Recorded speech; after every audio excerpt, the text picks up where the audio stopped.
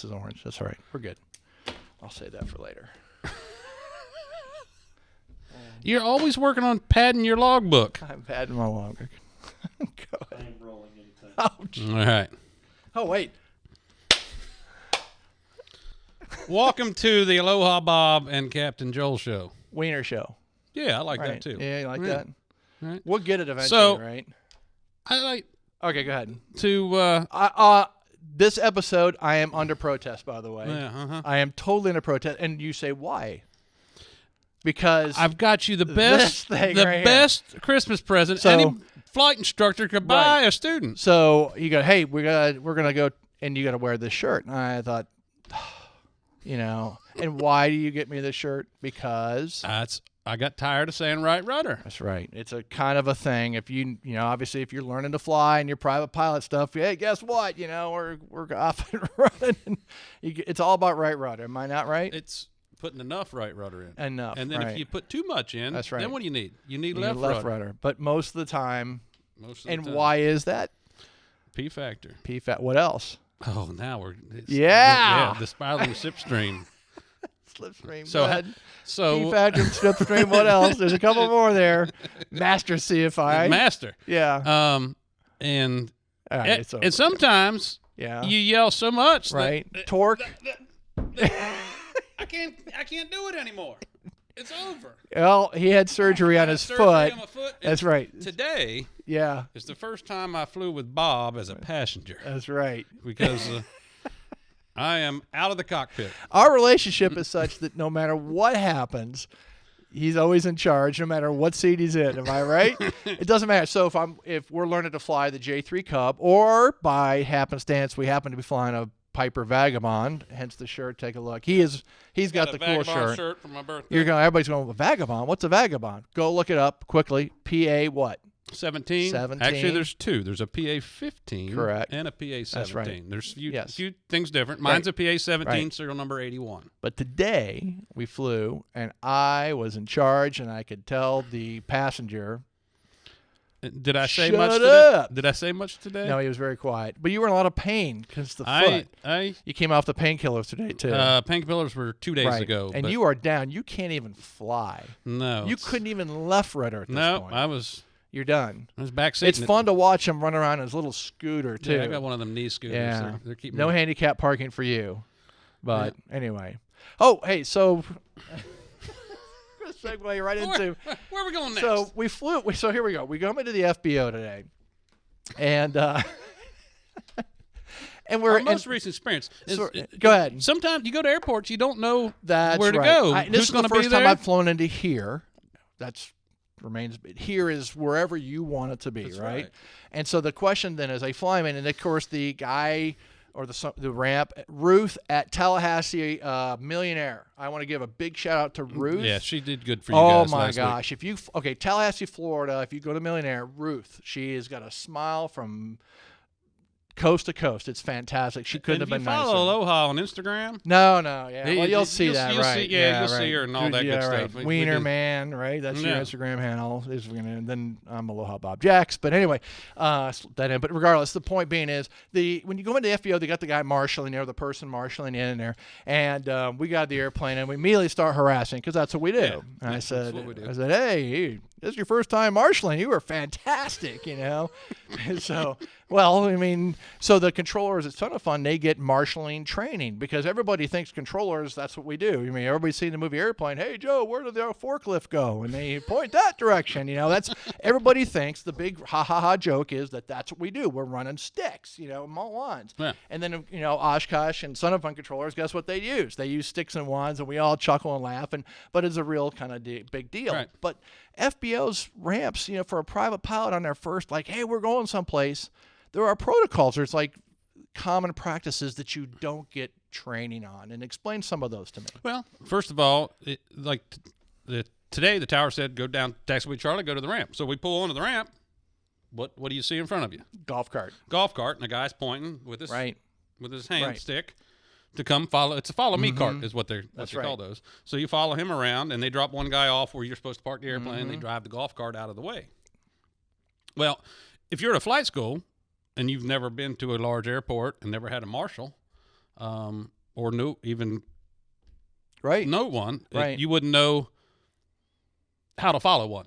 Well, yeah. And there are some marshals that have, went this way and the pilot went too far and hit the next airplane over. Or don't you like the guy who's marshaling in and his arms are moving in slow motion? And he's like, at some point, go, dude, I'm just stopping. Yeah, right. It's like, it's over, But I will tell you, that's interesting. Also, is landing fees, ramp fees, and such. That's something that they don't teach in private pilot. I did not know anything about. It's like, hey, I'm going to go to Tampa International, woohoo, and fly down there and check it out, and then. You pull up on the ramp, and this didn't happen to me, but I'm saying as an example, and they go, oh, yeah, you're Skyhawk. That's going to be, $75. All right, there's a ramp fee. There's a landing fee. Right. There's an airport tax. Could be. And now they have the TSA tax at some of the larger airports. But how do you as a pilot know these things? How do I sit there and as I'm planning a flight to go to wherever, what that is all about? Because you can't find it in the chart supplement, right? Before ForeFlight came out, I used to use AirNav, and that website's still really good. ForeFlight puts it all in a package on my phone. But I would go in and look, first of all, get the diagram of the airport and find out on which end, when you land, which end do we need to be. Right. And some of the large airports like Peachtree to Cab, it's general aviation, but there's 5 FBOs. Right. Well, you need to know how to get to what FBO. Sure. But how do I know which are they all the same landing fees if you have 5 FBOs? If I There's- walk into one FBO, is it going to charge me more than another? I mean, how do you know? And they may. Do you have to call the FBO? You said AirNav gives you that information as landing fees? Are they accurate? No, the AirNav gives you airport management, FBO, and it gives you the phone number. So you're saying just call the FBOs and find out. Now, ForeFlight, what I've been doing lately is you go into ForeFlight and you list the FBO, and then you can hit their email address, usually CSR at, say, Sky Harbor Aviation for where we're at. And it emails, and you put your end number in there, I'll be arriving this day. Let me know your fees. Majority of the airports, if you buy gas, will waive the fee or give you a one-night parking for free. Okay. And that goes a lot of places. Now, whenever I do a lot of travel to the Bahamas, and I've never got a free day of parking from anybody. Well, but everybody's got to make some money. But right? everybody's, that they're in business to be there, and tourism's their business, and I'm bringing the tourists. Sure, but it's that's the part I found was different. Is it's not just flying to the airport. It's what do you do with an FBO? Do you call ahead of time? Can you just show up on the ramp and say, I'm here? Or what do you think is the best way to handle that? Some of the FBOs say you're going to fly in for business and you need to go, for instance, down to sign a contract. So you need to fly to Tallahassee. You need to drive to town, spend 30 minutes with your customer, go back to your airplane, fly home. Right. There are courtesy cars that you can use at airports. I was going to ask about that. And, for instance, the FBO at Craig, they have 3 courtesy cars, so they could have 3 sets of pilots in that use it. Most of them, FBOs, will let you use the courtesy car up to 2 hours for free. Right.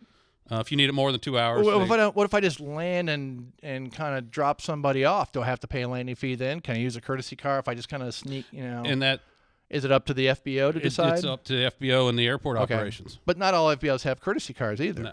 One of those courtesy cars in Georgia happened to be the guy who was manning the FBO in the middle of nowhere. You got to be kidding me, Georgia. Right. So he's take my car. Of course, we fill it with. So there's another protocol. Say, for example, you're in middle of nowhere. You got to be kidding me, airport with an FBO, right? And the guy gives you this car to go to town to get something to eat because we fly for food, do we not? That's right. Fly for food. And hashtag, right? That's our hashtag. And so I'm not missing no meals. You are not missing. No, you need a diet. Weight and balance is a struggle with you in the airplane.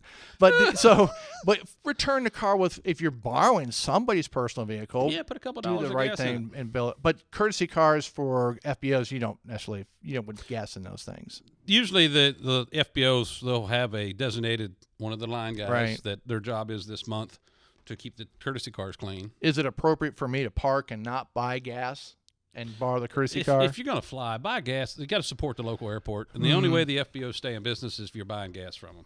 Right. Because I'm on board with that.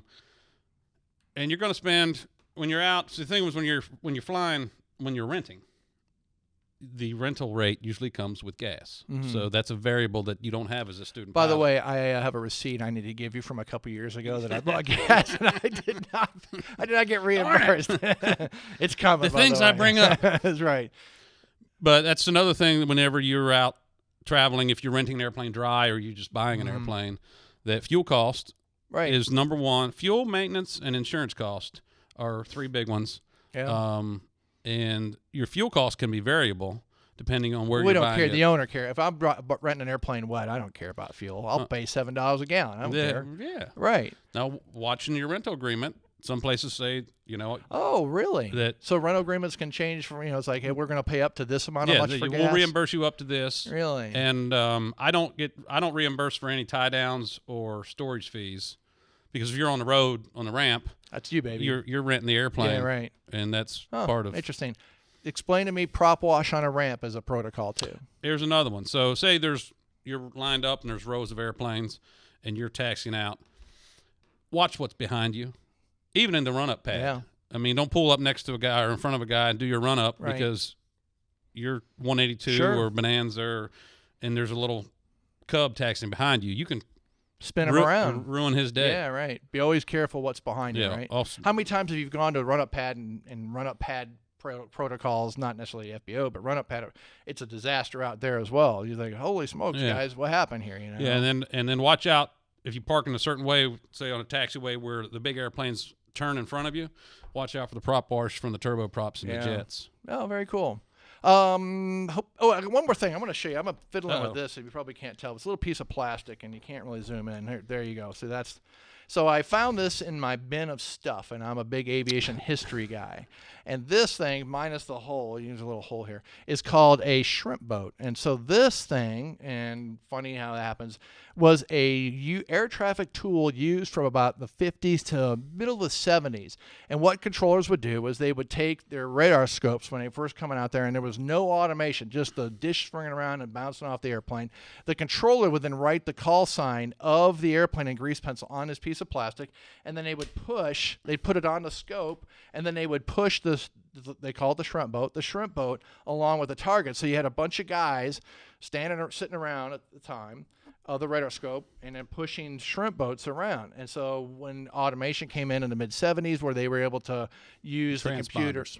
Well, transponders, they still had transponders then as well. Right. And but they didn't have tags. The computer couldn't put a tag on a target associated with a transponder. Then IBM came in and started developing code and those kind of things.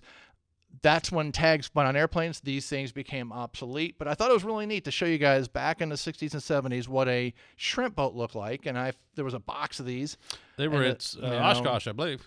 Yeah, but this is an actual real one. They had a whole box of them, and I saved one. I thought it was really neat to show you guys kind of what this shrimp boat thing looked like, and way back in what aviation history was like back in that period of time. And can you imagine being tracked by controllers doing that? So the useless knowledge that you carry. That is a junk knowledge. Thank you very much. Yes, some of this knowledge that you carry. Right. When was Mode C transponder required? Oh, jeez, I don't even know. Well, when was it required? Yeah, before there was Mode C, there was only... That was before I started There was getting only a into 7600 I'm going to code. go, I don't know, say 82. I don't know You either. can't ask the question and not know the I don't answer. know the answer. Oh, my goodness. Why do you do that to me? You make me look stupid You on have camera. till the next episode to come up with it. Don't go all right, go. Get us out of this thing so I can quickly make this. And remember... Oh, go Are ahead. you busy right I'm now? looking up the answer so for the next episode. Oh, the next episode. All right, tell you what. Let's finish this episode. Oh, we're done. Hey, everybody, thank you for watching. I hope you had a good time. Hope you learned something. And by the way, you're out of control. And good pilot is always learn. And we're pointing today. I snapped and pointed. Snap and point.